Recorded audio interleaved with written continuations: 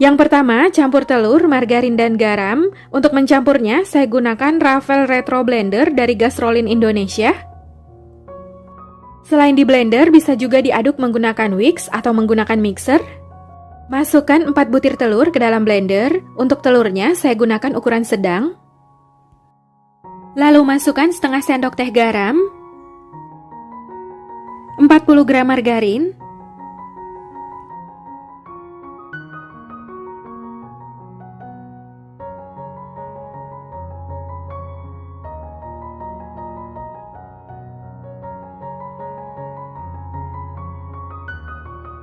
lalu ini di blender hingga tercampur rata.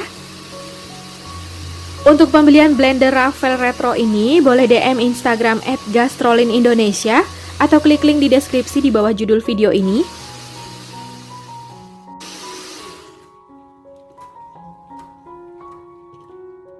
Siapkan wadah, lalu masukkan 330 gram tepung tapioka atau setara dengan 33 sendok makan cembung seperti ini. 30 gram tepung terigu. Lalu ini diaduk hingga tercampur rata.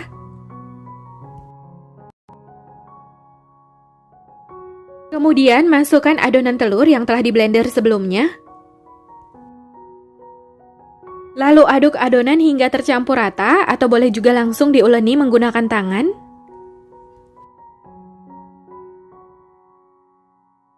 Setelah adonan mulai tercampur rata, ini saya lanjut uleni menggunakan tangan. Uleni hingga adonannya kalis dan bisa dibentuk. Jika dirasa adonannya masih terlalu lembek, boleh tambahkan sedikit tepung tapioka, menambahkannya per setengah sendok makan agar adonannya nggak terlalu keras. Nah, ini adonannya udah kalis. Ambil secuil adonan, lalu pilin hingga bentuknya lonjong. Kalau udah enak untuk dipilin, udah bisa dipilin seperti ini, tandanya adonannya udah cukup kalis. Siapkan wajan, lalu isi dengan minyak goreng dingin. Ambil secuil adonan, lalu pilin hingga berbentuk lonjong. Sebaiknya dibentuk kurus dan panjang, supaya nanti cepat mateng dan gak alot di bagian tengah. Karena nanti setelah digoreng, kuenya ini akan mengembang dan jadi lebih gendut. Kemudian masukkan kue yang sudah dicetak ke dalam wajan yang berisi minyak dingin. Pilin adonan secukupnya hingga muat di dalam wajan, jadi jangan terlalu penuh karena nanti adonannya akan mengembang ketika digoreng.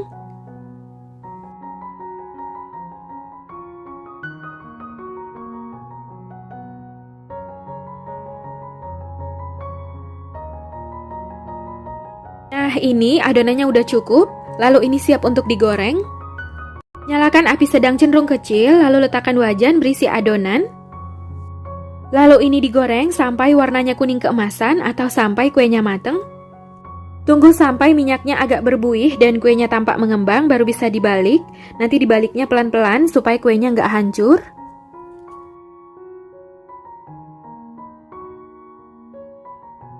Sementara menunggu kue yang digoreng matang, cetak lagi adonan dan masukkan ke dalam wajan lain yang berisi minyak dingin.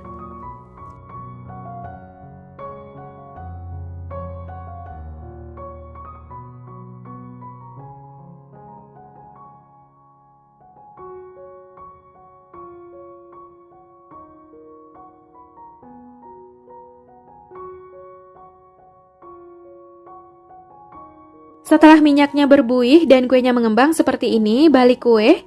Ini dibalik pelan-pelan.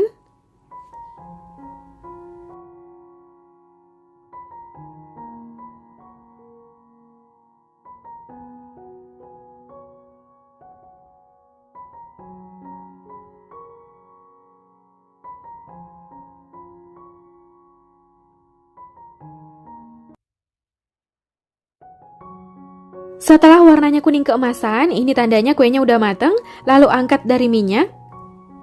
Tiriskan kue agar minyaknya turun. Untuk minyak gorengnya ini dibiarkan dulu hingga dingin, nanti setelah dingin baru bisa digunakan lagi. Sambil menunggu minyak goreng di wajan yang pertama dingin, goreng adonan di wajan yang kedua. Lakukan cara yang sama hingga seluruh adonan selesai digoreng.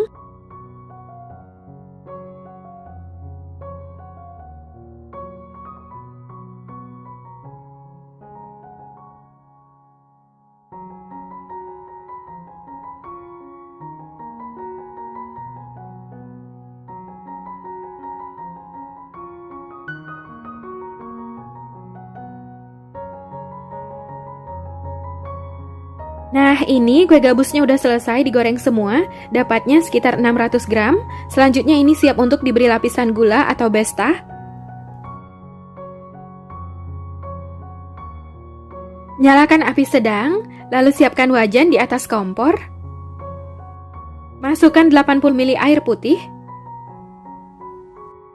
100 gram gula merah, ini gula merahnya udah saya potong kecil-kecil supaya lebih cepat larut. 75 gram gula pasir.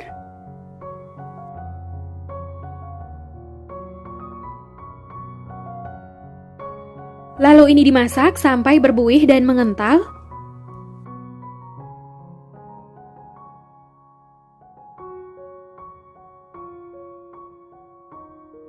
Setelah berbuih dan mengental seperti ini, matikan api kompornya.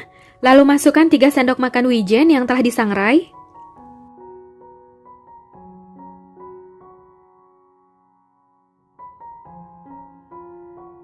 Aduk hingga tercampur rata. Kemudian masukkan kue telur gabus. Lalu ini diaduk cepat sampai telur gabus terbalut rata dengan besta.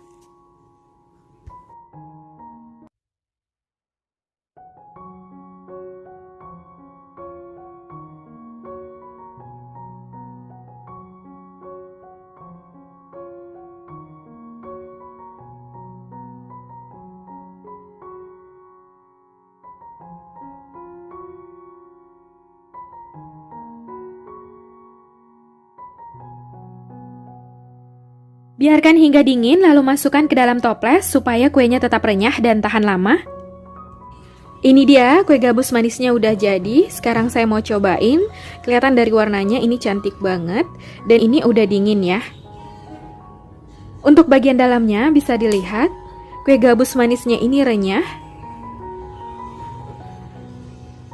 Bismillah.